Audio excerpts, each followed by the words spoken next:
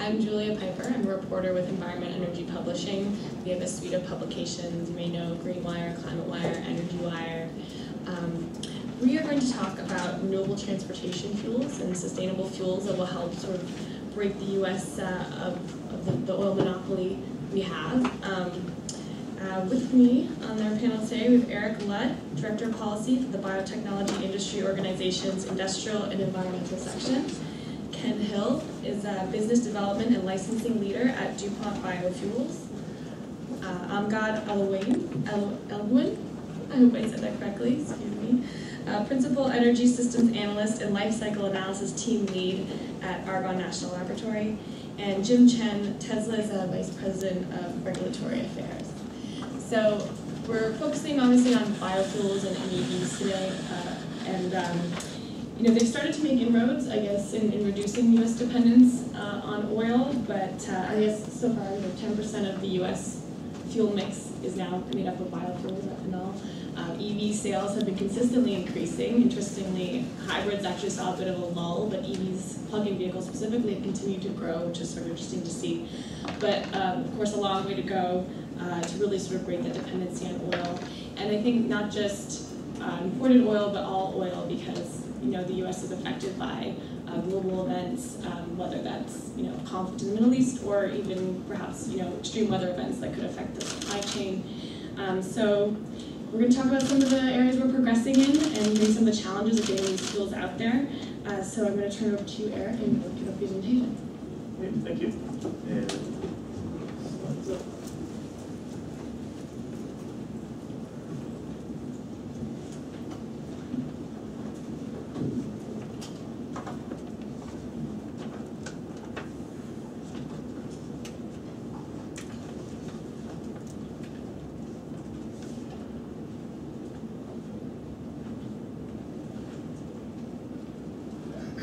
so, I'm Erick Lutt with the Biotechnology Industry Organization. Just a quick overview, BIO is the world's largest trade association representing biotechnology companies, academic institutions, state biotech associations, and we have companies across the US and over 30 nations. BIO members are involved in the research and development of innovative healthcare, agriculture, and industrial and environmental products. We represent nearly 90 companies leading the development of new technologies for producing conventional and advanced biofuels, along with value-added products from the biorefinery process, such as renewable chemicals and bio-based products.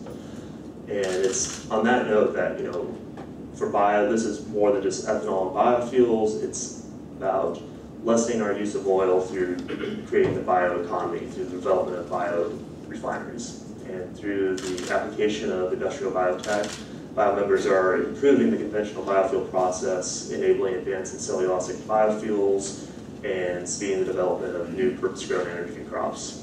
And through these new developments of renewable fuels, renewable chemicals, bio-based products, we're able to reduce our dependence on oil, not just in the transportation sector, but throughout manufacturing. And a great example of this is our member company Coca-Cola. Through their development of plant bottle, they've been able to reduce the use of oil by 400,000 barrels of oil since 2009. And we've been getting there through government incentives, and the government plays an important role in creating the bio-based economy, incentivizing the production of the new generation of biofuels and renewable chemicals. And this helps the nation achieve broad national and energy security objectives. And this is because the oil market is unpredictable and the price of a barrel of oil can dramatically fluctuate, wreaking havoc on both consumers, the economy, and our military. A number of policy instruments have been working together to create this favorable investment climate for innovation and commercialization. The 2014 Farm Bill, which recently passed, has been helping fuel the growth of the bio-based economy by providing loan guarantees and development of bioenergy crops, whereas tax incentives have a strong history of providing benefits to help scale production and drive down the cost of these energy technologies.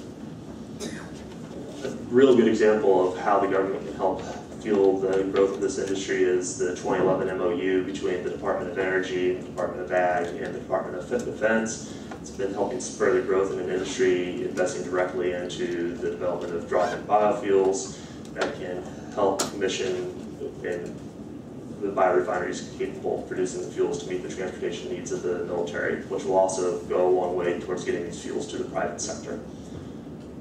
But the biggest driver, and the reason we're here today, is the Renewable Fuel Standard, which is working. We have 5 facilities that have come online this year to produce cellulosic biofuels. The RFS was established by Congress to address our dependence on crude oil and the impact its global market pricing has on our economy and national security, as well as concerns with climate change and the desire for overall economies.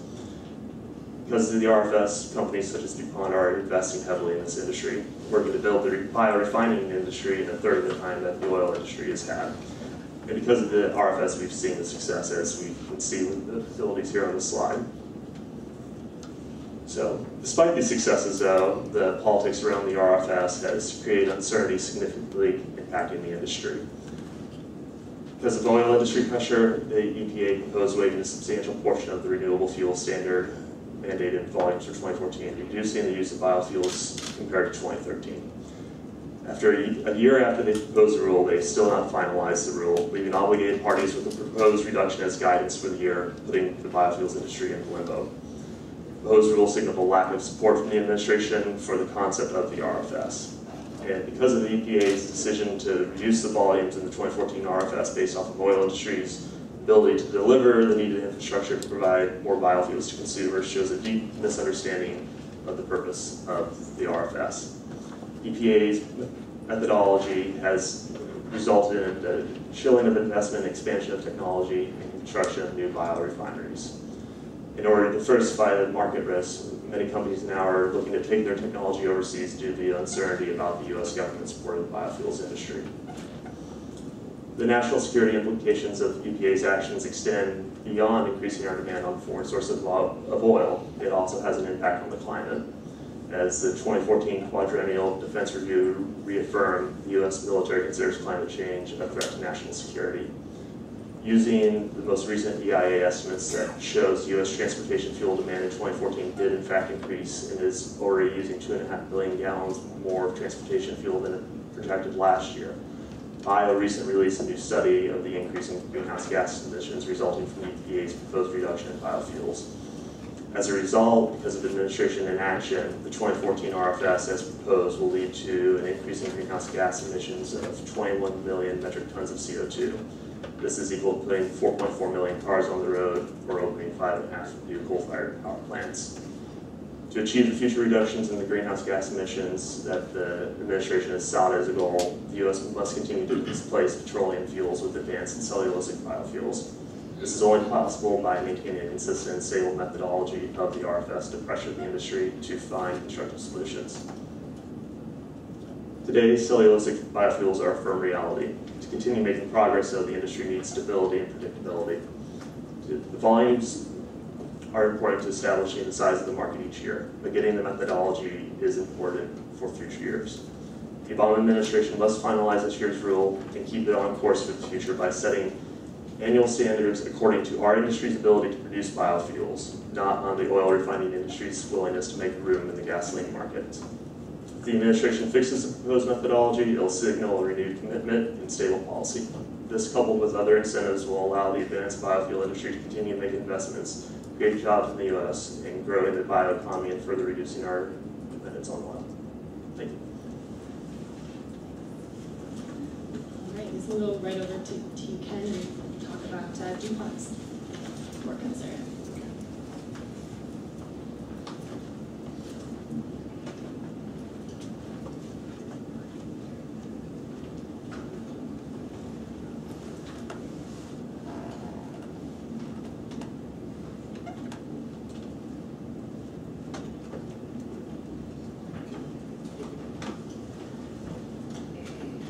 Julia, thank you for that introduction. It's good to be here today with some of America's pioneers on renewable energy. I'm excited to tell you about DuPont's effort in renewable energy and how we're on the precipice of actually making a giant leap forward to develop and deploy renewable energy globally, not only in the United States. DuPont has been on DuPont from many different types of perspectives. We're a 212-year-old company, and we started out doing a lot of different things in an innovative way. Our founder was an immigrant chemist who came to the United States and happened to get to know a man named Thomas Jefferson. And Mr. Jefferson recommended to him that he develop his technology for black powder and take that innovation to help farmers grow agriculture in the United States. The picture you see here is one of the mills that was founded in 1802, where we began our history in innovation. Our history has gone forward, though, as we have looked at other things and helped to change the world in other technologies. Everything from things like nylon and Teflon to even the first hybrid corn that was developed in Iowa in 1926. So now, though, we focus on a number of different things globally. We like to call them mega trends. We focus on nutritious food for a growing population. Today, we're 7 billion people on the planet, and within the next couple of decades, we'll be 9 and 10 billion people. How do we feed those people in a nutritious way? That's one of our big focuses at DuPont. The second thing is we focus on making materials that actually improve our quality of life and protect people. That's something that helps everyone globally as standards of living continue to rise. But thirdly, what we're talking about today is renewable energy. How do we actually replace fossil fuels with renewable energy? And DuPont has also now turned its focus on developing biotechnology to develop renewable energy for the globe. You may not know that DuPont has actually been doing renewable products for about 20 years. We actually make polymers that are based on renewable products. We make fibers based on renewable products. We make chemicals based on renewable products. So this isn't something that's not really new to DuPont. It's a new focus over the last 2 decades as we've taken our technology, our powerful biotechnology, to new uses and being able to create products in a more sustainable way. But now we focus on renewable energy. So that's been the next step for DuPont. When you look at renewable energy, for us in DuPont, it's an interesting nexus of a number of different things that DuPont brings to the party. The first is sustainable agriculture. Of course, DuPont is very big in agriculture with our Pioneer seed division. Being able to take that agriculture and marry it with some powerful biotechnology that can actually transform materials into useful things like renewable fuels. And the third is what we call low-impact engineering, being able to build things, build manufacturing facilities that have a low impact on the environment and actually improve the local areas where we operate. The foundation of what we do in renewable fuels really has to do with sustainable agriculture. We like to call what we do with people in the marketplace collaboration. We work with a lot of different entities to try to understand and develop solutions to the supply of feedstock for renewable energy. So what we've done is over the last 5 to 7 years is worked with a number of different collaborators, everybody from farmers to university scientists to farm equipment manufacturers, anyone who has knowledge who can help us start to create a new industry. And that's something that's really important for people to understand, is that when you look at renewable fuels, as we were talking before the event, corn ethanol was something that was essentially off the shelf when the RFS was enacted in 2005 and modified in 2007. Essentially off the shelf technology that could be deployed fairly quickly. When you look at what we do in cellulosic technology, it's actually quite a bit more complicated. So understanding the supply chain, be able to feed a facility to actually make renewable fuel is a significant challenge for our industry, and we've actually helped solve that. The next thing we look at is, when you look at agriculture, the next thing you look at is rural economies.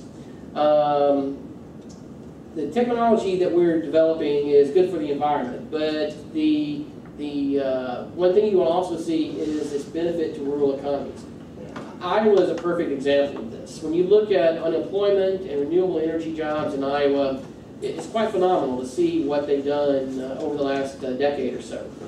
We believe that there are regions in the U.S. and across the world that are next up on that deployment and have the capability to be able to benefit from renewable energy in this kind of way. The southeastern United States is probably one of the key areas that has this potential, in addition to the Midwest. Then you also look at places like Brazil and Latin America. You look at Central Europe. You look at Southeast Asia and even Sub-Saharan Africa, where we're seeing activity where renewable energy can play a role in developing economies in a way that actually is sustainable for the environment. Erick's talking about the RFS and the ability to deploy this technology. Many people have gotten frustrated with the fact that cellulosic technology has been a long time coming. When you really think about it, though, from 2007, when the RFS 2 was enacted, to today is 7 years. There was no off-the-shelf technology ready to deploy for that type of technology. Essentially, we had to go out and create an entire new industry, what we call from farm to fuel, from the beginning all the way to the end. It did not exist in any shape or form in a way that could be on an industrial scale. So we believe that it's actually 7 years for deployment is actually fairly quick when you think about developing the technology, having to develop the supply chain, to be able to understand sustainability practices. Being able to do that and do it in 7 years has been quite a challenge, but we've taken on that challenge in DuPont. You'll see here, this is our picture of our plant in Central Iowa. What we've done is, over those 7 years of development, this is the culmination of that. So this is what we consider the reality of cellulosic biofuels. It's real. It's here today. We're still targeting the start of our plant by the end of this year and be able to have significant volumes of cellulosic ethanol in 2015. So this is something that is critically important to the U.S. When it comes to renewable energy, but also it's important to the world. And you see here that these are different regions of the world that actually can benefit from renewable energy. And it's not only the United States. It's there's a lot of activity in places like Brazil and Colombia, South Africa, Central Europe, China, Southeast Asia. It's really wherever there are feedstocks, wherever there's arable land that can actually provide feedstock for technology that can be deployed, it's critically important. So when you think about the three principles we focus on, renewable energy that can actually improve the environment, it can actually maintain soil and for future generations. Improving rural economies, not only in the United States, but also around the world, and especially in rural areas that many times are very impoverished. And then what we call local energy security. We talk a lot in the U.S. about energy independence, as Erick was mentioning. But in other places, they worry about energy security, just having a secure supply of fuel, whether that is Central Europe when you're worried about Russian natural gas, or whether it's in Africa where you're worried about power into the grid. So being able to focus on those types of things is something that DuPont has made a commitment to, and we are committed to actually deploying this technology in the U.S. and around the world. That's my time. Okay. Great. Amgad, we'll hear from you, I think, on more of the environmental elements here.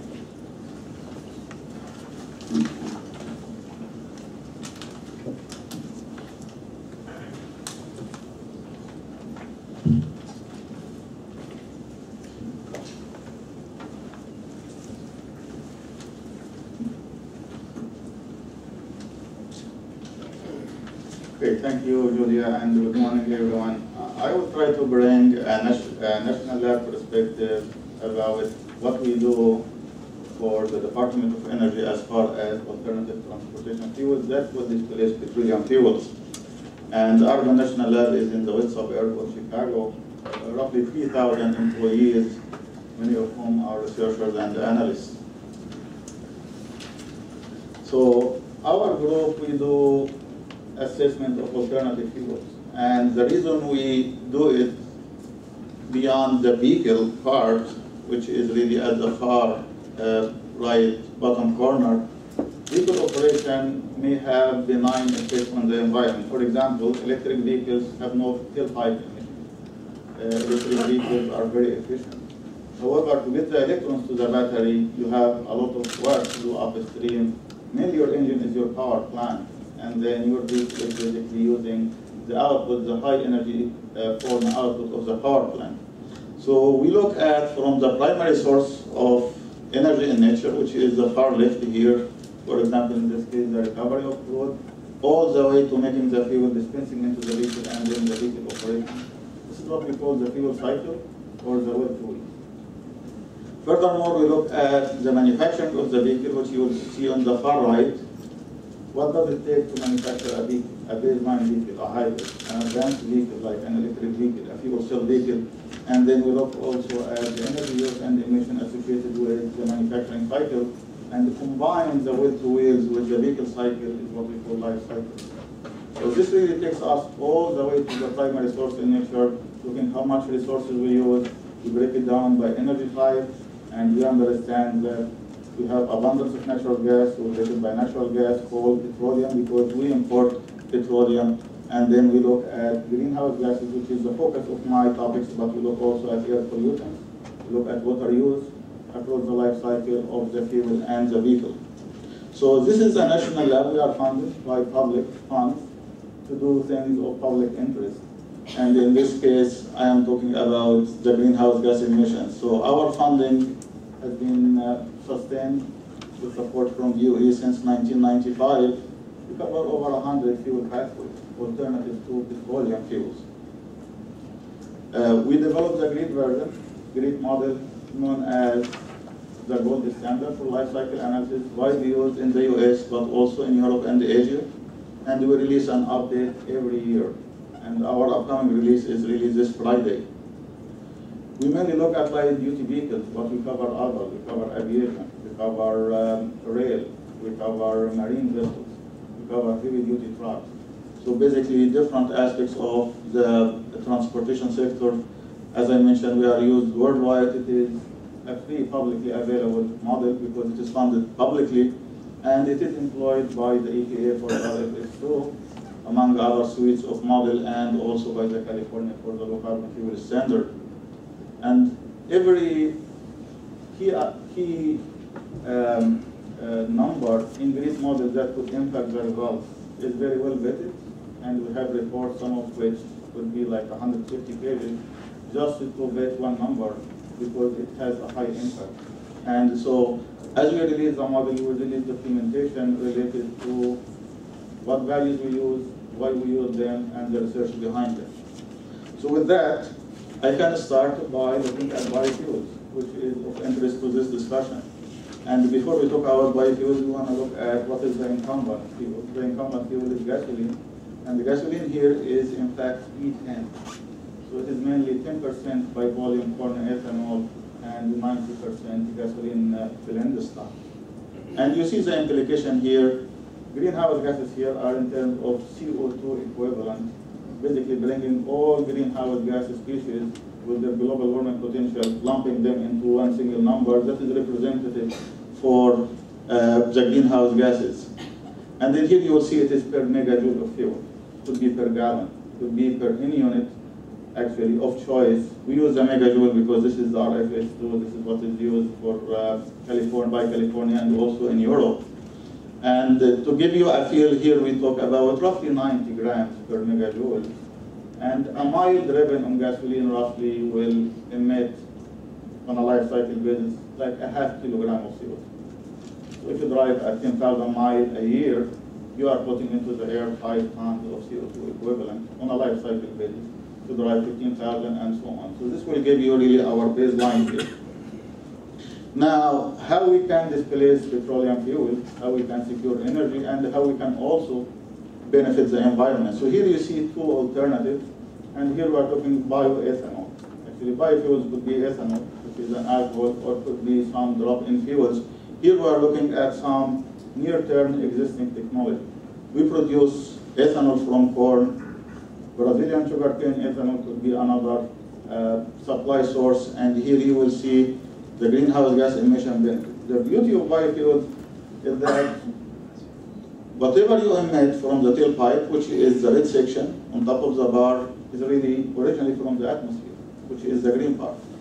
So the net of the two is basically zero. So we take carbon from the atmosphere, put it in a crop, convert the crop to fuel, then release the carbon again.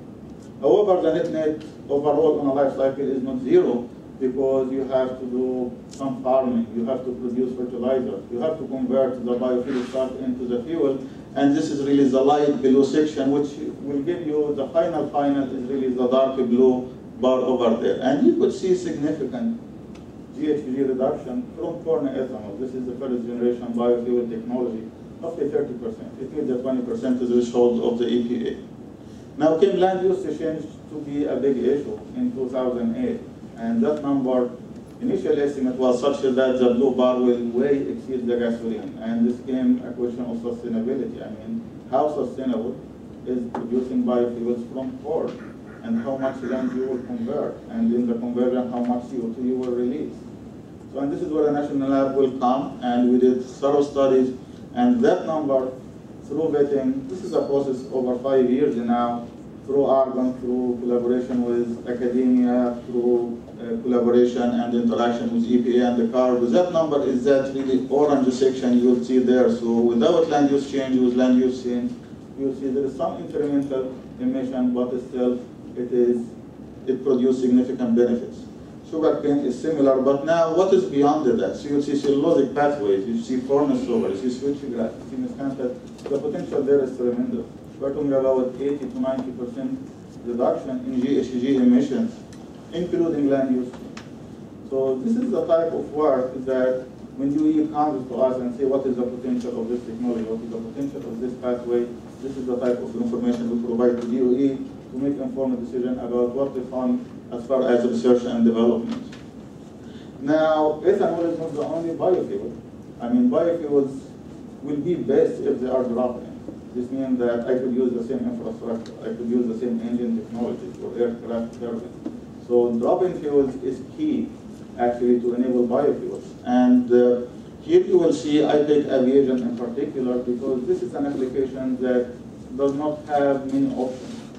Light duty vehicles you may power it by electricity, you could power it by an alcohol, you could power it by hydrogen. These are not options for aviation. Aviation needs a hydrocarbon fuel because of the high volumetric energy density. And therefore biofuels is really a major candidate there. And here I show you really the red bar in the middle is the petroleum bit. This is really what is produced through conventional and other synthetic crude pathways. On the left of it, what if we use natural gas or coal to produce synthetic fuels that are dropped in? You'll see there is some issues there. There is some challenges actually even producing any benefit from greenhouse gas emissions. These are, of course, fossil fuels. The difficulty there is that this is rather than the biofuel carbon from the air, this is carbon from the ground. We bring the carbon from the ground, we release into the air. And the most of it is from the tailpipe or from the aircraft engine, and you cannot capture them. Now, if you move to the right of the red bar, you will see a couple, using fossil fuel but applying some advanced technology, basically trying to capture the carbon part of it. So you will see some benefit there. But if you look at the green bar, these are the bio feedstock sources. These are cellulosic feedstock sources. These are some plant oil, soybean oil. All of these could be converted into a drop-in jet fuel or diesel fuel or even gasoline fuel. Now, electric vehicles. This is some initiative by the president that did really take traction, and we have seen some variety of vehicle technologies coming to the market. Now, here I will show two things of interest. One is petroleum use at the bottom, and this is the energy security part. This is resource, oil resource part, and then on the vertical axis you will see the greenhouse gas emissions. All relative to the incumbent fuel and the baseline vehicle. In this case, it is a gasoline baseline vehicle. This is the red dot you will see there. So this is my reference. Now, how to reduce petroleum use? Just to go hybrid, improve your powertrain efficiency. A hybrid is like a Prius, or some like a Ford Fusion hybrid, or a Toyota hybrid. Just improving the efficiency can get you 30% reduction without compromising performance. So you will get really, you will move to the left, it means petroleum reduction. If you move to the bottom, this means greenhouse gas benefits. So it is really a win-win. Now, what if you would like to reduce petroleum further? Put some miles on electricity. This is a plug-in. This is a plug-in with a small battery. In this case, we call it PHEV10. This is with a battery that can give you 10 miles. After that, you switch to an engine and then run on gasoline. So after that, you will be maybe like a hybrid. So this will give you further reduction in petroleum use. The more miles you put, the better. However, you will see the greenhouse gas, is almost breaking even with a hybrid. Could be even better depending on your source of electricity. More petroleum use, put more miles. Get a bigger battery. This is like a Chevy Volt. With 40 miles on a single charge, you could drive on electricity. Electricity is not petroleum based. Electricity is from coal, natural gas, nuclear, renewable. So all of these are miles that will avoid petroleum use.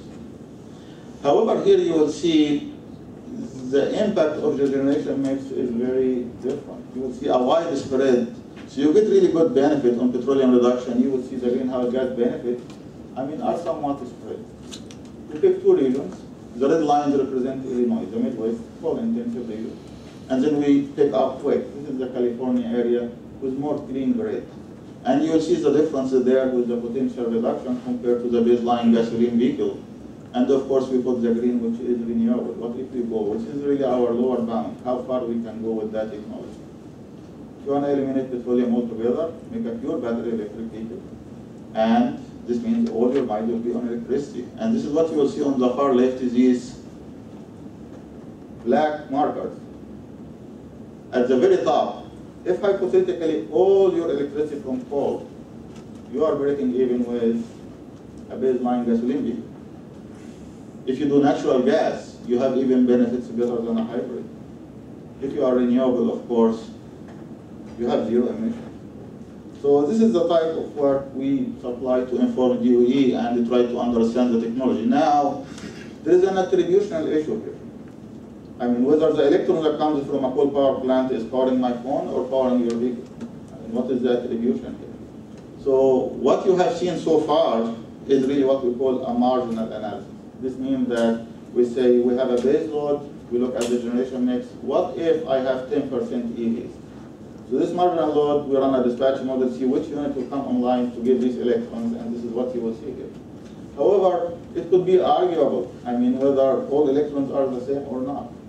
So a lot of studies will use what they call an average mix, so including nuclear.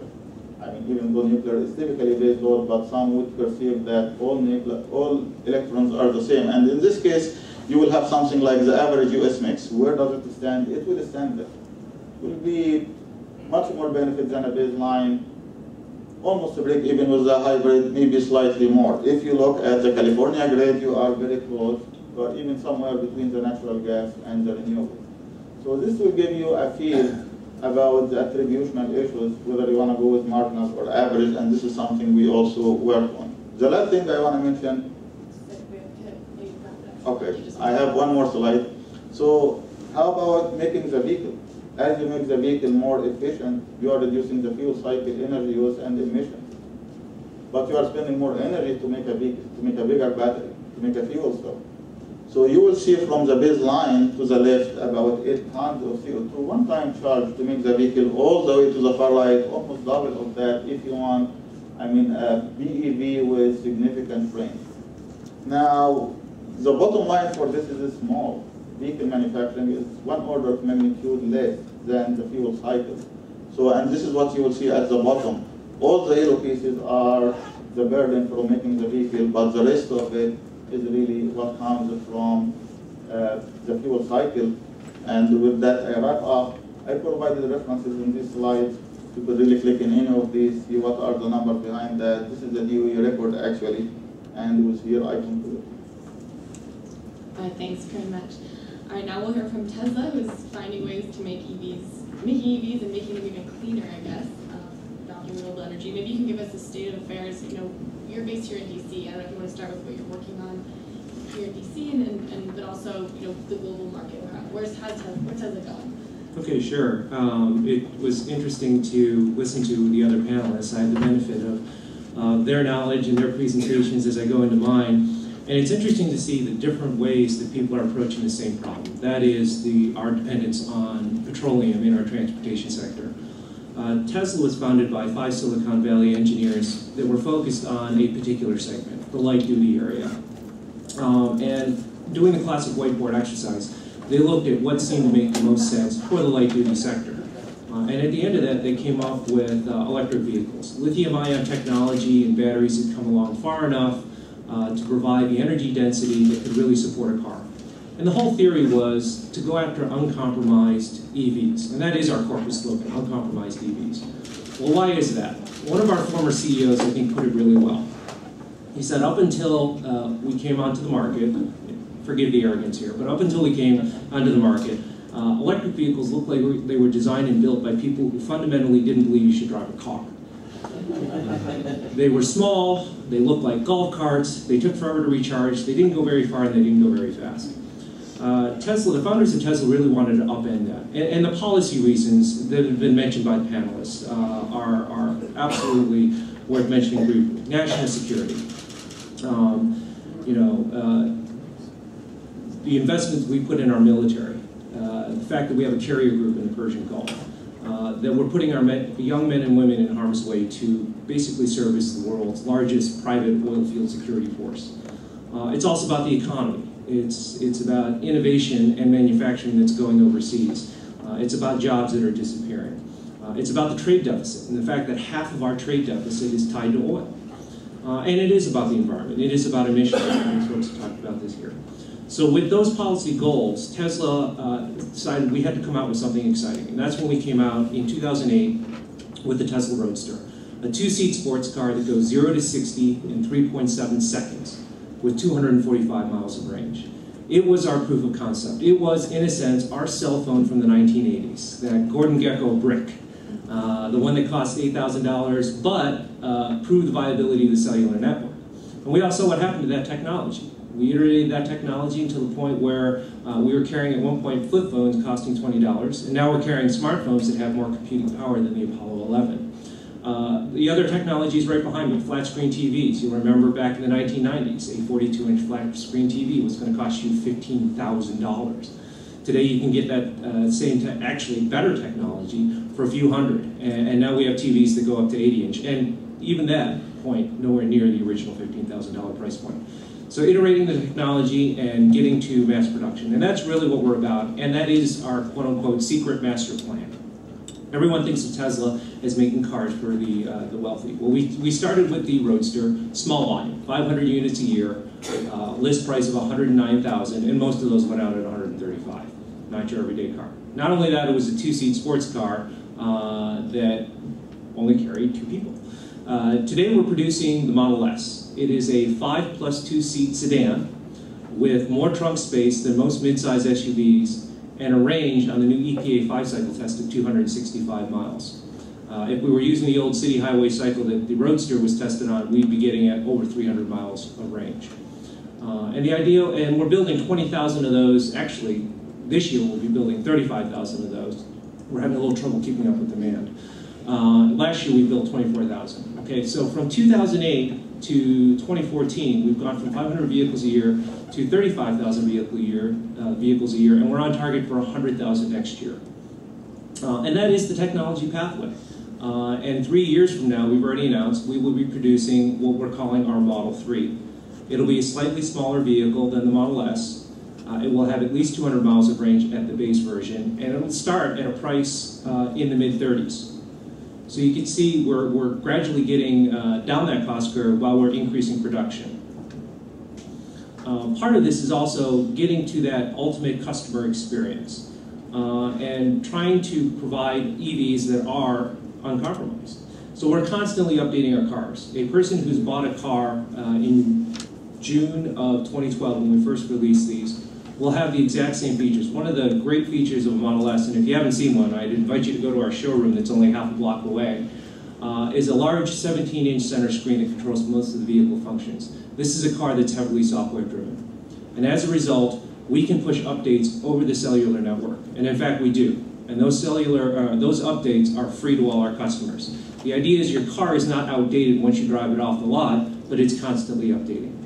Utility, I talked about range and the volume. Another part of the utility I wanted to talk about was superchargers. One of the big shortcomings, drawbacks, criticisms of electric vehicles is, okay, with 265, 270 miles of range on a single charge, okay, you're getting close to what a gasoline vehicle can do. But what happens when I run out of charge? Well, for day-to-day driving, go home at night, plug it into your garage into that 240 dryer port, and your car charges overnight. We've also put in a network of superchargers. These are 440 volt, high speed, DC to DC, direct into the battery chargers that will put in 200 miles of charge back into that car in less than 30 minutes. So we put these stations all across the United States and up and down both coasts. So right now, today, if you had a Model S, you could drive from Vancouver, British Columbia down to San Diego, from LA to New York, and from Boston down to Miami. Oh, and did I mention the superchargers are free? So when you plug in, there is no cost to you. You can essentially drive that car for free. Part of the customer experience is also controlling the retail and service experience. Everyone asks us, well, what kind of service do I need? On the Model S, it's an 8-year unlimited mile warranty for the powertrain and the battery. That means if and no required service. That means if anything goes wrong with that car and you've done nothing but plug it in and drive, it's covered. It's covered by Tesla. And by the way, our CEO, Elon Musk, his philosophy on service is that we will not iterate, build, and sell you a car that we are then going to turn around and make money if it breaks down. So our business model for service is zero profit. What people pay outside of warranty for service is exactly what it costs us. And that's why we need to control the retail and service industry. But like a lot of disruptors that are sitting on this panel, it doesn't come without its fights. We certainly had incumbent industries try to stop us. And in fact, today, they're still trying to stop us. One of the biggest out there that you might have seen in the press are dealer organizations. Basically, the state dealer associations, made up of independent franchise dealers, are basically trying to render our model illegal. They're claiming that we're unfair competition, and they're trying to use franchise laws to stop Tesla from being able to open up its own stores. Currently, every single Tesla store around the world is corporate-owned. Our product specialists, our salespeople, are not commissioned. They're straight salaried. They're there to educate you about EVs, because until we get to significant volumes, EVs is still going to remain a new and novel technology. And we're trying to pull that ahead. The dealers are trying to stop us by claiming that we need to go through independent franchise dealers. And at one point there was a need to, quote unquote, level the playing field between dealers and their affiliated manufacturers. Since we have no franchise dealers, we are just asking to be able to enter into the market on the open playing field in a competitive way with everybody else. Okay. The other part of this I'll mention, then I'll wrap up, is at the end of the day, Tesla's a technology play. It is about energy.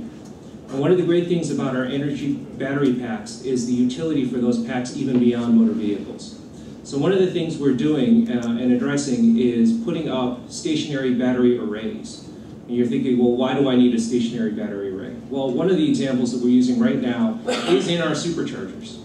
So a lot of people ask, how can you offer that electricity for free? Electricity costs money. You're right, it does. But at night, when power plants are winding down, when people are sleeping and power is not being used, there's often excess capacity. And it costs a lot for those power plants to shut down. They can't simply shut down and start up right away. This is why you have time of use rates where at night you can buy power really, really cheap because the power companies want to push that somewhere. It's also correspondingly, by the way, during the heat of summer or the dead of winter, when you're trying to increase demand for electricity for air conditioning for heat, you have peak load problems. Well, our battery arrays can actually help even some of that out. At our superchargers, we have battery arrays where we will charge up at night when the power is really cheap and hold that energy for when a car comes up to supercharge. And then rather paying peak rates during the middle of the day when demand is high, we'll pull that off the battery. We've also, in certain areas, put up solar arrays to help have another source of energy. The idea is that you'll be able to drive these cars on sunlight forever, for free. And also to addresses some of the problems that Amgad had raised earlier with regards to GHG emissions from power plants. The beauty of electric cars is as the grid gets cleaner, the cars won't actually follow. So we see utility for these stationary source battery arrays in other areas. Utilities, evening out the grid. Renewables, making solar and wind real viable options, because one of the biggest criticisms has always been, well, what happens when the sun's not shining or the wind's not blowing? Well, if you're making power and you're storing that power while that's happening, you can certainly do it. So winding up, Tesla is really a play that started out about the light-duty transportation sector. It's really a bigger energy play. It's about pushing American innovation. It's about pushing American manufacturing. And it's about pushing domestic energy. When I started with the company in 2010, we had 400 employees, and we were building our motors and our power electronics overseas. In 2014 today, we have over 8,000 employees, and I'm proud to say almost 100% of our manufacturing, including those motors and those power electronics, is back in the United States. Not only that, you probably saw in the news, we recently announced, and I know Julie wanted me to mention this, our Gigafactory. The biggest component of our vehicles that is made overseas and still made overseas is our cells, the cells that make up our battery pack. It's the reason why our vehicles are 55% US content, even though they're 100% built in the United States. When that Gigafactory comes online in 2017, 95% of the cars that we put out will be sourced and built in the United States. And that's more than even the Ford F-150, the current king at 75% US content. So at the end of the day, again, it's about pushing American innovation and manufacturing, and Tesla is aggressively moving out in that direction. Thank you very much. Thank you. I'm glad you mentioned the Gigafactory. I think that's a pretty fascinating project. And we'll get back to Tesla in a second, I think. But Ken, maybe we'll start with you. Going back to biofuels, we heard about some of the greenhouse gas benefits of cellulosic. So maybe get into a bit more. You have a plant coming by the end of the year. Pellet recently opened theirs. Amgad, I think, has one coming or soon to come. What can we expect in terms of production? How fast can you start to scale these plants? I think it's 80 million gallons collectively between the three plants eventually. But how long will it take to get there? Because then that's going to tie into how to meet the RFS, et cetera. So what can we expect in terms of scaling up, and what are some of the issues in scaling up? Well, any new technology, it takes some time to scale up a facility like this. So we're looking to start up toward the end of the year. Maybe we could slightly, depending on weather and things, maybe slide in the beginning of next year. But we're expecting that it takes some time to start up these facilities. I think you've seen that. Poet started up, they had their grand opening, I think, 3 weeks ago. Typically, for a plant of new technology, you may see a timeline that's 6 months to a year to get to full production for new technologies like this. We have an aggressive plan to try to ramp up our plant as quickly as we possibly can, to commission the plant and be ready to actually operate the plant as soon as everything is completely constructed. But it will take some time. The equipment is much bigger than the demonstration scale plants. It'll take time to actually commission and develop those larger new pieces of equipment with new technology. But mostly we're talking about just some of the initial bugs and growing pains of doing things at an enormous scale. It's not, for us, it's not really about the technology. We're 100% confident that the technology works. It's just about actually getting everything up to full operation. And so we have these plants coming online. What about to get other plants and to keep this industry growing? I think the RFS mandate ultimately multiple millions of gallons. So how do we get there, and what are some of the financing issues you run into in getting there? So the RFS, and Eric, correct me if I'm wrong, I think is prescribed 16 billion gallons of cellulosic biofuel, and so and as you said, with just these three plants, we're looking. Actually, I think it's probably on the order of about 70 million gallons, 75 million gallons. So 75 million gallons to 16 billion is quite a long way. So probably the big issue right now, I think we see in the U.S. is a couple of things. One is uncertainty around the policy here in D.C. When we look at investors and talk to investors, they're saying, well, what is going to happen with the RFS? What's going to happen with cellulosic mandates? And how does that play into what am I going to do that is a long-term investment? So having a stable policy around the RFS, something that's predictable and you know it's going to be there, is critically important because these are 20-year investments. These are not 5-year investments. These are not 3-year investments. They're 20-year commitments that require some level of certainty. And so I think that's probably the biggest thing that has people concerned. The other is, I think, that as these plants that you're talking about get closer and closer to starting up, I think people are saying, okay, well, let's wait 6 months and see how the plant operates. Let's make sure that the technology truly is there. And so I think that's another thing you're seeing is that people are a little bit risk averse, especially after the 2008 economic crash. And so, and then the uncertainty around the RFS is probably the other big thing. So since we're talking about the big picture, looking to the future, and meeting these higher goals, maybe Eric, to you, the EPA talked about revising down the RFS, but there's, I think they're talking about bumping it up from those original levels. But what can be done to meet the ultimate targets Congress set out in terms of infrastructure, maybe getting stations out there? Can the DoD be a good partner? Can you talk about some of the areas of action where we can start to get to those targets? Yeah, so, and they have said that they're going to increase numbers, and based on that EIA data, we're consuming more, that will happen, but the big issue is methodology, and it's sent a chilling signal to a lot of our companies here that they're now starting to look elsewhere for the opportunities to build up.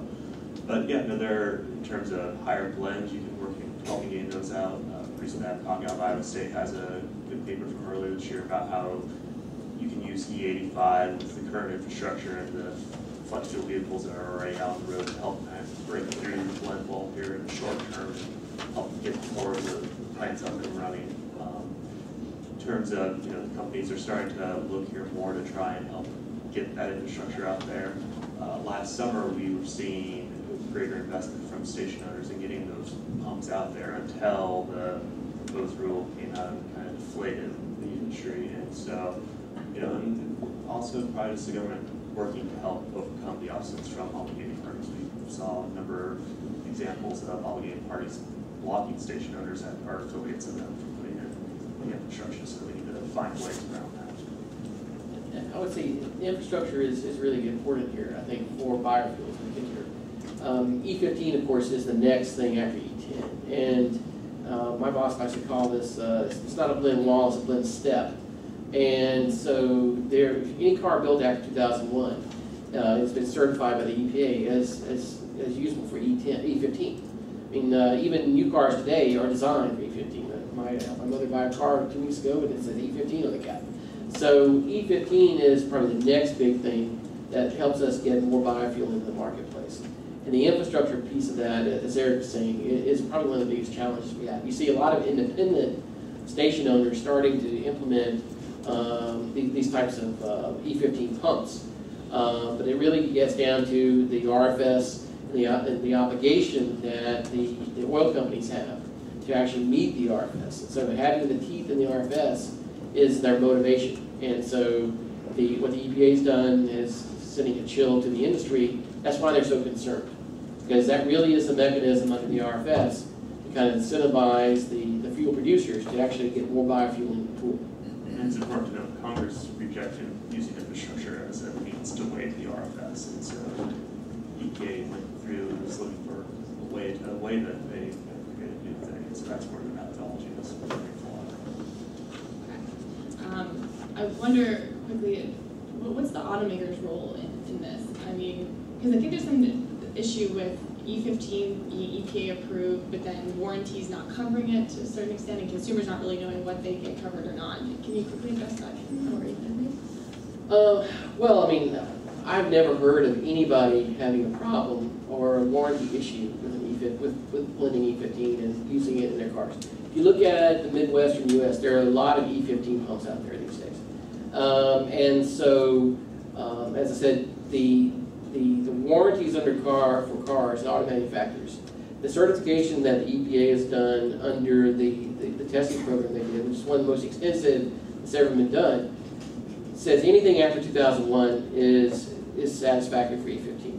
And even newer cars are actually specifically designed for that. So I think that maybe there is some confusion in the public, but as you get, especially in the Midwest, you see people get educated fairly quickly. Whether it's E15 or E85, they understand what that means, and it becomes essentially a non-issue. So I think that having a better understanding as that infrastructure gets deployed is a way for that to get better.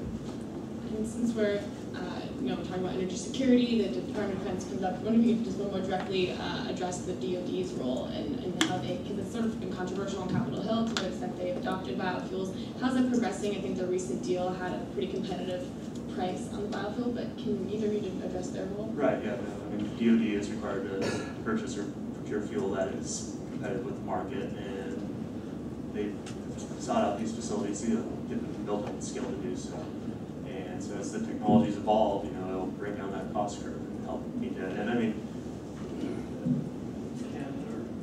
I can't remember who mentioned, we're basically using our fleet to secure these oil fields. So I mean, there is that hidden cost behind the oil. And here we're producing domestic oil that helps mitigate those costs that DoD faces. And on the Hill, I feel like we've kind of mitigated that concern here. We'll see what the new Congress looks like this past go around. There weren't as many challenges to the DoD biofuels, and as a result, they had the grand announcement on Friday. Secretary Davis and Secretary Vilsack were very complimentary of Capitol Hill getting that stuff. What's the production of? What did they purchase? 100 million? Yeah, it's 100 million. Fulcrum, I can't remember the exact breakup. Fulcrum has the majority of it, I believe. The thing to remember about this type of biofuels for the military, like Jim was talking about with electric vehicles, this technology is new. And so you're going to go down the cost curve. You're going to get more efficient, whether it's cell phones or flat screen TVs or electric vehicles or biofuels or military DoD fuels in the field.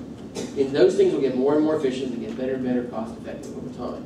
I mean, the technologies are literally brand new, and so getting them to be more and more efficient will take a little bit of time, but it'll happen. Let's go to you and maybe switch over to the EV side of things. What do you think is the most significant challenge facing battery electric vehicles in terms of marketability? We know that they're good for the environment, they can be potentially fully zero-emission vehicles, but there's still some barriers there in consumers' minds. What do you think we can do about that? Yeah, there's a couple of big ones. First of all, cost and range, energy density are still big factors, and trying to move the needle on those issues is not necessarily an easy thing. But as Ken said earlier, these are new technologies that are going to improve. By investing into our Gigafactory, which will double the world's production capacity of lithium-ion cells, we're projecting that we'll be able to take at least 30% out of the cost of our packs now, and the energy density is improving. Our Model S uses second, third generation cells, and you can see the difference because in the Roadster we had 245 miles. In the Model S we get about 300 using the same scale. Actually, we just recently announced a program so that Roadster owners who have the older system can upgrade to the new system, which will give them about 400 miles of range on a single charge. So I think those are the two biggest issues. I think a third issue that's worth mentioning as well is just adoption, and not just adoption by consumers, but adoption by the industry. One of Tesla's goals was to inspire a catalytic response from other manufacturers. We do not want to be the only EV manufacturer out there, believe it or not. Every time we see another manufacturer coming into the EV arena, and this includes plug-in hybrid electric vehicles, our first reaction is great, because right now the EV market is less than 0.5% of the total US fleet. A lot of people talk about how great Tesla's been doing. When we hit our aspirational goals of 100,000 next year, that's 100,000 vehicles worldwide compared to the 17 million vehicles sold every year in the United States, new vehicles. So I think it's adoption, and part of adoption is going to be having some of the major OEMs buy into the idea of alternatives, of electric vehicles, of vehicles that are capable of utilizing fuels other than petroleum-based. The labs work closely on this too. What are your thoughts? Yeah, I would like to echo that. The main barrier is the cost, and the cost is proportional mainly with the battery. So if you look in my chart, we said more miles is better, but more miles means bigger battery means more cost. So you will see really the trade-off there. And if you go with the smaller batteries, such as some manufacturers, then you need to increase the frequency to recharge, because you need the opportunity to charge more, and therefore have more miles on electricity. And this will lead to the infrastructure issues, this will lead to how fast you can recharge. So all of these really, so you have the infrastructure, you have the issue of fast chargers that David mentioned before, how fast you can charge, and then of course you have the bringing the battery cost down. It seems like there's a battery breakthrough, a small one every week or so, but how close are we to a major breakthrough to bring these costs down significantly? I know Tesla's talked about that a bit, maybe Amgad, you want to weigh in this too. Are we looking at a whole new type of battery technology to get us there, or can some kind of lithium battery really be the solution to get a low-cost consumer car? I will pass to David. Well, right now, lithium-ion technology is currently the most promising. But remember, when you say lithium-ion, you're not talking about just one specific chemistry. You're actually talking about a range of chemistries. There's lithium cobalt, there's lithium-ion, there's lithium-air. Lithium is only one of the components of that, and increasingly a smaller component. So, on a rough scale, our Chief Technology Officer and one of the founders of Tesla has calculated it's about a 12, maybe 18% improvement year after year. We're not quite Moore's Law, where you double computing power every X number of months.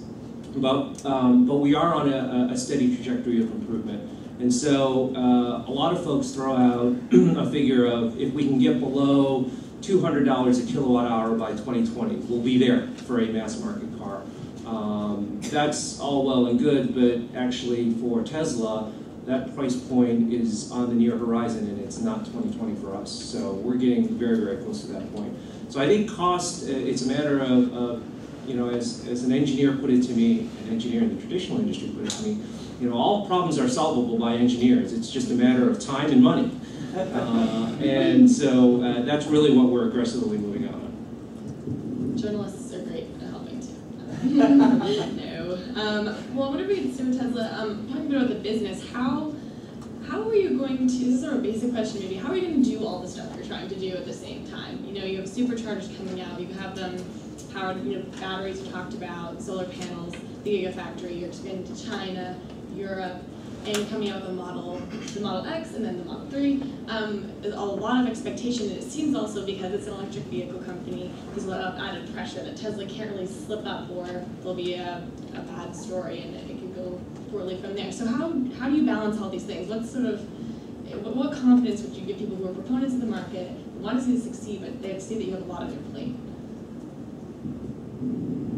Well, mostly not a lot of sleep, but actually we have, and it's something exciting to see. I'm based in Washington, D.C., as you mentioned earlier, Julie. I get out to California at least once a month, many times twice a month, and the energy that comes from the people who are working there, the dedication.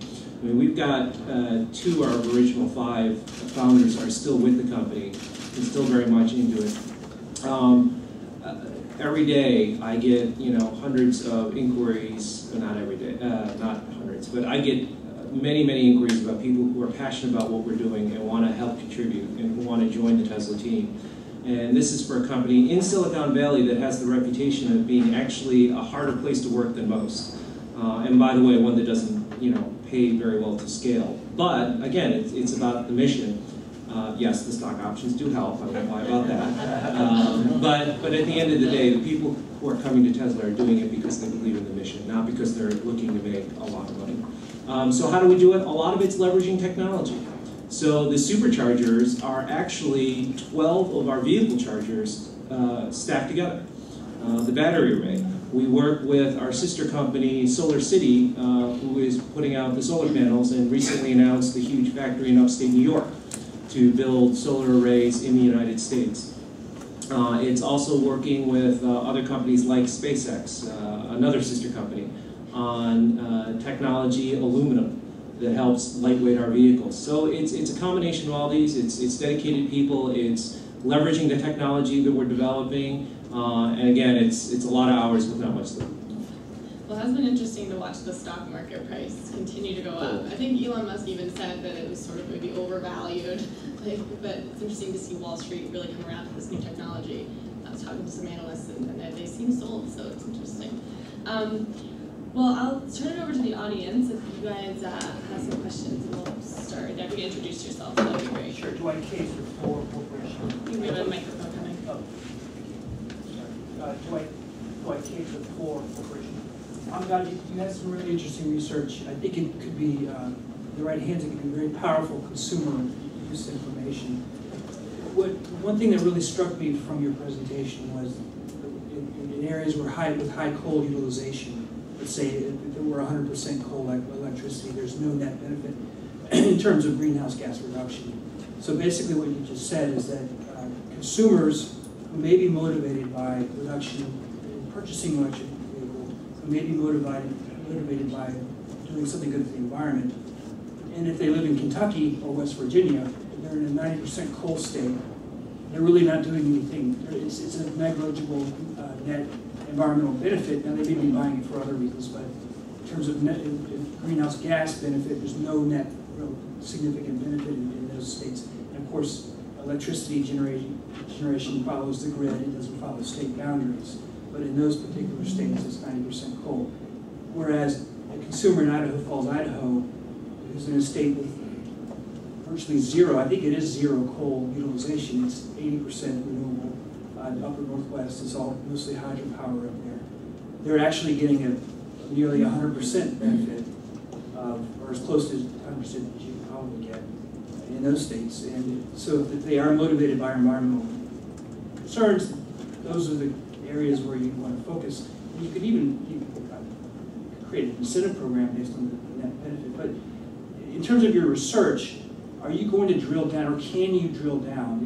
Of course, if you knew the address of every purchaser of an electric vehicle in the country, you'd be able to give really solid data on what the net benefit is.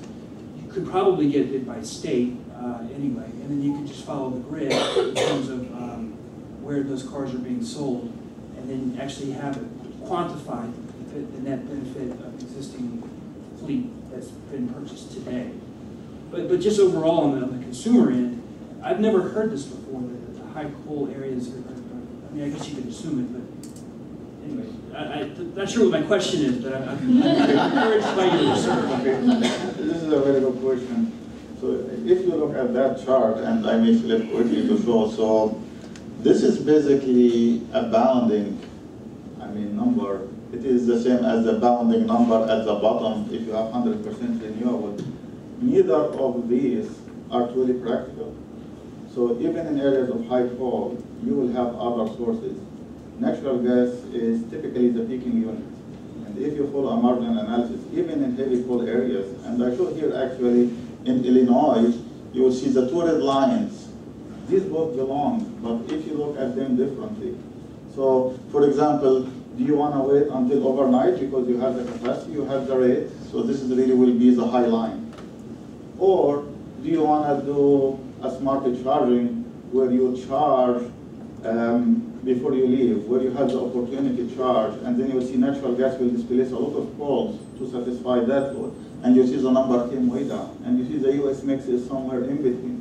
So in reality, grid is a mix, and very rarely you will see 100% from coal, because coal power plants cannot ramp up and down to follow the load. So usually you will see some peaker units, and depending on the penetration or your marginal load from the vehicle, you may dip into coal, you may not dip into coal at all. And then it may have different proportion as, so what you see there, the two red lines, indicate different ways of looking at the mix, and the average is somewhere in between.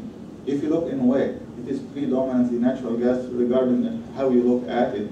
Of course, if you look at the average mix, you will see even some better numbers.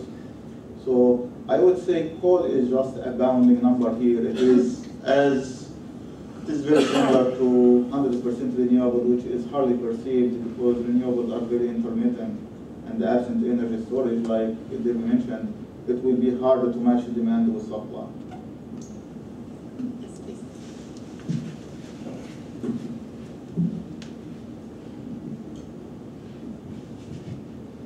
Keith Bradley, Argonne National Laboratory. So Julia, I want to follow up on a question that you asked a few moments ago. You said that we seem to have these small evolutionary improvements in battery technology. When is the big breakthrough coming, or will it come? So there's a institute that was formed by the Department of Energy called J. Caesar, Joint Center for Energy Storage Research. It comprises many laboratories, a few industries, happens to be led at Argonne National Laboratory. The question I have is for James Chen. So you're going to build this gigafactory, and it's based on perhaps evolutionary technology, but how closely is Tesla following this Department of Energy investment? And are you thinking forward about the fact that when this factory goes forward in 2017, that the batteries of 2017 may look very different than ones today? Let me give you the slogan from J. Caesar. They're very proud and somewhat boastful to claim they're going to increase the energy density by a factor of 5 at 1/5 the cost in 5 years for a government investment of $120 million. So is Tesla watching that? Are they working with them? And are they planning for the future in their new factory? Well, let me answer some of those questions at least. Yes, we are watching what's going on in the industry. We would, I mean, we're a little arrogant about some things, but we're also trying to be humble about a lot of things as well. And we're not saying that we're the only ones with the best idea out there. I think the limiting factor for Tesla has been the speed at which we've moved. So when we started with the Roadster program, basically, we brought up that vehicle basically from drawing board to production in about 3 years. For a brand new platform, it typically takes an OEM between 5 and 10 years. We brought the Model S up in half that time, so in about 1.5 years. So we tend to move pretty darn fast, and so if you come to our Palo Alto headquarters, and by the way, that is an invitation, we have an entire basement level in our headquarters. It's our skunk work, so to speak, where we're doing a lot of battery R&D. One of the things that people have asked us is, well, you know, your supplier of cells is Panasonic, so, you know, you're using basically computer cells. That is the form factor, and by the way, we're agnostic about the form factor too. We're looking at other form factors that may be suitable. Right now we're sticking with the 18650, and if folks don't know what that looks like, imagine a AA battery on steroids, and that's basically what you have. Because of the large surface to internal ratio, because the biggest enemy of lithium-ion batteries is heat, and we can control that very well through that process, through that form factor.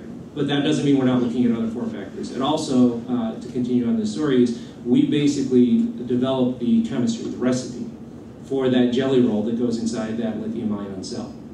And we're always looking to improve that. We're always looking at what is the state of the art. If you were down in our skunk works, you would see literally like an entire table of every single manufacturer's lithium-ion battery out there in every single form factor, from pouch to the 18650 to the large cylinders. We're looking at all of them, and we're looking at the forms, we're looking at the chemistry, and we're moving quickly. So yes, we are keeping up with what's going on in the industry. At the same time, we're also moving quickly ahead. If there is an opportunity to work with Argonne, we are not so arrogant to say as we wouldn't.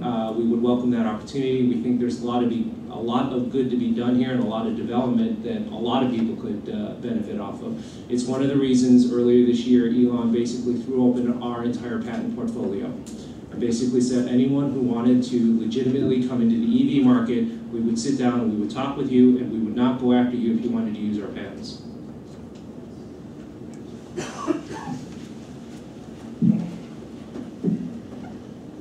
Hello, Pete Kelly here, and I have a question concerning the renewable fuel standard. And gasoline needs to have an oxygenate. We don't use tetraethyl lead anymore. We don't use NTP. Right now we're using ethanol. So for those who do not like the renewable fuel standard and wish it to go away, and if that were the case, what would oil companies use for an oxygenate? Would it still be ethanol? If so, where would they get it from? So essentially, don't we need this ethanol anyway, renewable fuel standard or not? Yeah, I mean, I don't know what their alternative would be, but the RFS is about going beyond that 10% oxygenate, growing the market and reducing the need for foreign oil. So, you know, if the RFS were to go away tomorrow, they'd probably still blend in that 10% for the oxygenate, but we're wanting to grow the industry here domestically so we can move beyond that and get to the 15% to 30%, 85% renewable fuels. Essentially, if you look at what the oil industry was doing pre-2006, MTBE went away, I think it was 2002 or 3, somewhere around there, and they replaced MTBE with ethanol. So that was really the need for the oxygenate portion. But then the renewable fuel standard built on top of that, essentially. So I think that's what Erick's saying is that if the renewable fuel standard went away, you still have that need for the ethanol for the oxygenate, but it wouldn't be as much. No, the oxygenate requirement for ethanol would be less than 10%, basically. I think they were, what, 3% maybe? Is it 3% back in 05, 04? In that order of magnitude. But now we're at 10%, so we've tripled the amount of ethanol essentially by that, since that time. And now that gets even higher.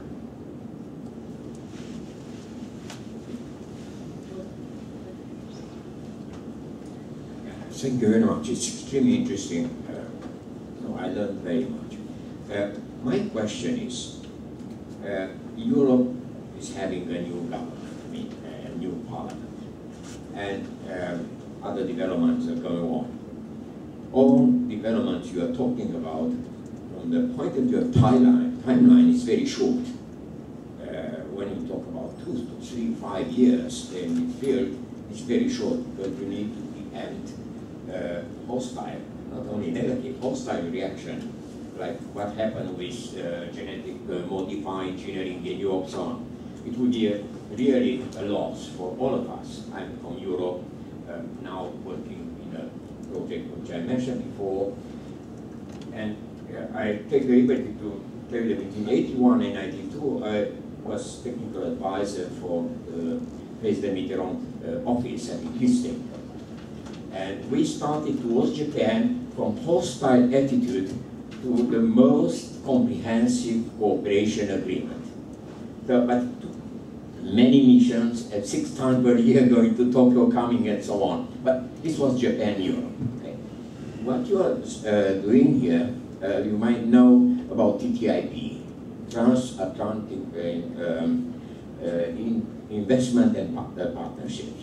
And the new commissioner, Cecilia Malmström, she passed, I hope, successfully yesterday with the European Parliament. But she is determined to do more facilitate between Europe and US. My question is, have you, what you thought of it, but how shall we preempt? What preparation shall we have to inform both sides? There is an opening now, because I'm concerned again about the hostile reaction. Just sometimes because you are Americans. You might know that the last 2 months,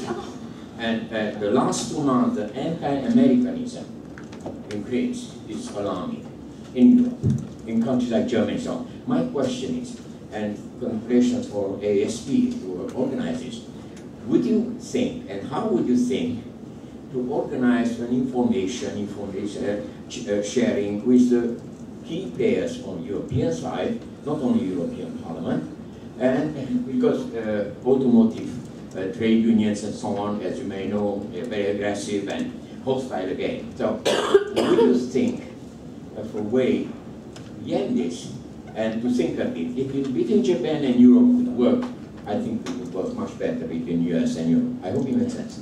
I think you're talking about both technologies, biofuel and electric vehicles. I think All of them extremely critically important.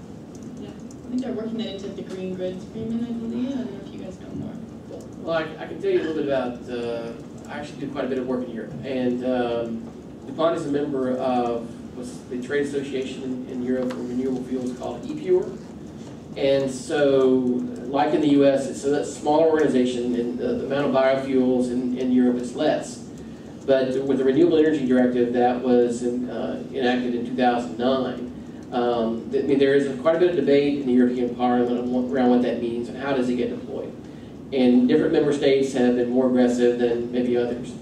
But we believe, and we're already actually working with some members of the different directorates within the European Parliament and with the Commission, and then trying to understand and educate people in the Parliament around sustainable biofuels, sustainable agriculture, and how that can be employed in Europe.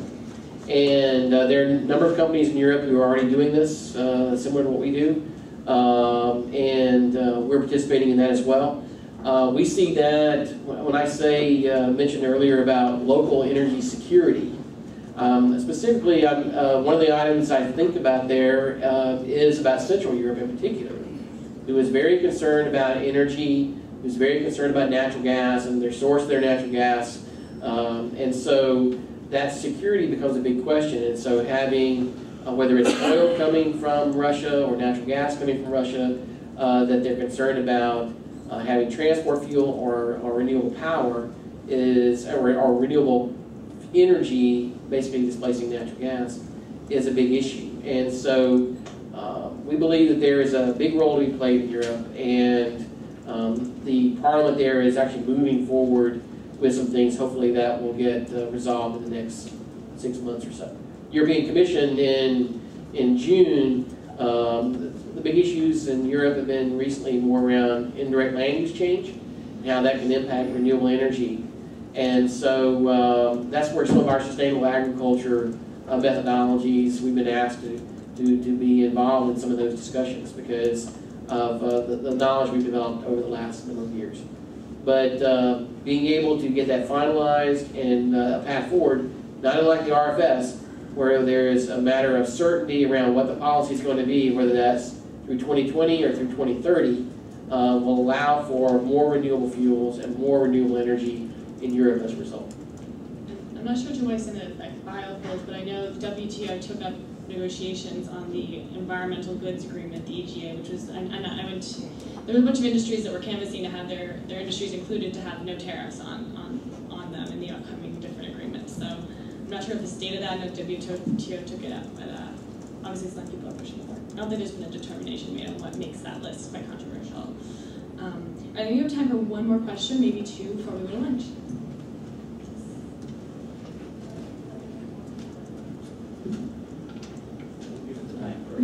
I'll take the last one. Hi, Tesla sounds very interesting. I have a few questions. In terms of regulations and infrastructure support, what cities, states are really helping you? And also, I'm kind of curious to know what kind of pressure you're putting on other automakers, like Hondas and Toyotas and all those things. And also, do you have any plans to introduce this to motorcycles? Because especially in some developing countries, I think this could be very beneficial, using electric motorcycles. And I'll tell you what, before you go any further, let me take some of those questions. On motorcycles, not right now. But you know there are a bunch of former Tesla engineers who opened up their own company called Zero Motorcycles. That is a pure battery electric motorcycle play. They're based out of California as well. So right now, no plans for us. But there are others in that space, and we're glad to see it. How we're inspiring other manufacturers? Well, in 2007, we got a nice statement from Bob Lutz, then chairman of GM, who basically credited the Tesla Roadster with giving him enough to cause GM to restart their electric vehicle program. So he credits us with the inspiration for the Volt. That's great. We would like to think that BMW's i8 is a response to what we're doing. That the GM Cadillac DLR is also. Nissan, we understand, has an Infiniti in the works, and we think that's great. The more EVs out there, the better. I think there's a Ward's Automotive Survey that shows that even as late as 2020, maybe even 2040, that EVs will still comprise less than 1% of the total vehicle market. So there's a huge wall to get through, and there's a huge hurdle to go over. And then your final question is on the states. Well, right now, the biggest hurdle for us is the dealers in the individual states who are trying to stop us from bringing in our unique sales model where we're selling direct to the consumer. They're couching it in terms of consumer protection, but I don't know many people who would say that the dealers are the white knights of the consumers out there. At the end of the day, it's about market share, and we've had a couple dealer organizations admit it. In Nevada, where we announced the Gigafactory, the dealers basically backed down against any opposition and are allowing us to sell because they basically said, look, when all these new employees, and we're targeting 6,500 jobs direct, up to 20,000 jobs total from indirect and direct employment, they said they're not all going to buy Teslas. They're going to buy Ford F-150s, they're going to buy other pickup trucks, and so this is great and we'll support it. So it's, at the end of the day, it's about basically trying to protect their market share. So I would say that's the biggest. Who's the friendliest states? I mean, there's a number of them. California, obviously, it's our home state. Of all states, it's a surprise to some people, Georgia. Georgia has been very friendly to EVs. They have I believe it's a $5,000 tax credit for an EV, an eligible EV. Not just Teslas, that's all EVs. So they're very forward-thinking. Georgia Power, the major utility there, is very bullish on electric vehicles and believes it is a viable market and are very much pushing policies. So those are just two examples. Seems like a lot of this has to do with market share on all these new technologies. We're sort of gone over the technology hurdle, now it's about scaling up, and then you run into these other business issues. And is Can I there ask one more? quick one? Okay, go. Yeah, well, I live in DC, a DC resident. In the DC metro area, I don't think people that have cars drive hundreds of miles every day. So, in how many years do you think many people will be driving Tesla cars in the DC area? Hopefully soon. I see more and more every day. We're waiting for that cheaper model to come. If you want to buy a flex movie. Oh, yeah, right. Flex fuel, I mean, right now I just ride my bike. Andrew, you want to close? So I think maybe a good question to close out here for that everybody can touch on. Both biofuels, advanced biofuels, and EVs face some limits outside of their own companies. For biofuels, it's limits like where and how do you get all the feedstock, as well as blend wall, RFS, that sort of stuff. You're relying on one oil companies to blend in when they refine it.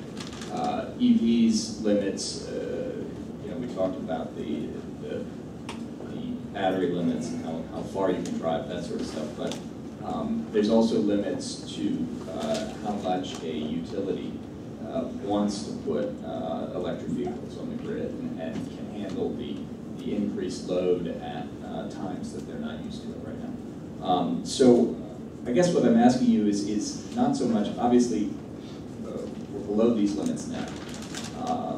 The feedstocks for biofuels, you can get feedstocks, but at some point you're going to hit them. EVs, at some point you're going to hit a saturation on the grid where it's going to become more difficult for utilities to deal with it. So part of our thing today is to think long term. Where do we hit that, and then what are the abilities to get beyond that? So I guess feedstock challenge, I see it as a future benefit to the biofuels industry because you're going to have to expand the regions that biofuels are being produced in. So I think that'll help grow the political support for it and help deploy it further afield. At DSM's opening, the DOE representative said that we'll need 1,000 of these sort of facilities to meet our demand. So I think that will be a great opportunity to help create jobs. And so, but then the RFS is there to drive the investment to help build up and get farmers like around Nevada to put in the investments to grow that feedstock, to buy the tractors to harvest it. So I think it has a benefit, even though it is a short-term challenge that we'll have to overcome. But policies like the RFS will drive that investment. I see the feedstock question and availability is the limits of that. What we see are pretty far out there. You look at the Midwestern United States, certainly when we look at to meet the RFS requirement, 16 billion gallons, we would not anticipate more than maybe a third of those manufacturing facilities to be in the Midwestern United States. The other 2/3 are going to be in other parts of the United States. And probably one of the biggest areas would be the southeast, from Virginia to Texas. And when you look at the land there, it was talking about miscanthus and other energy crops. We see that as playing a big role in the future, in addition to things like corn stover or wheat straw or other feedstocks like the residues. Because you look at land in Alabama or North Carolina or Texas, and there's a lot of land that is really not really used today. Maybe it was land that was farmed 30, 40, 50 years ago, but now it's not being used. It's there, it's fallow, it's pasture land, it's just doing nothing. Being able to actually grow crops that actually improve, and a lot of this land is very marginal, and the reason it's not in use is the land there can't compete with when growing corn or soybeans like Iowa. So that land's gone out of service. So actually, the energy crops can actually improve quality of soil. They can actually benefit the environment, and they expand that pool of feedstock that can then supply biorefineries across the United States. California is also another option. Louisiana has some interesting opportunities for biomass. So it's really all across the United States. It's not just the Midwest. On the EVs, anything on that? Yeah, on the EV side, I think I saw a study a couple of years ago that basically showed that the current U.S. Energy capacity, or electricity capacity, could support up to 16 million vehicles now.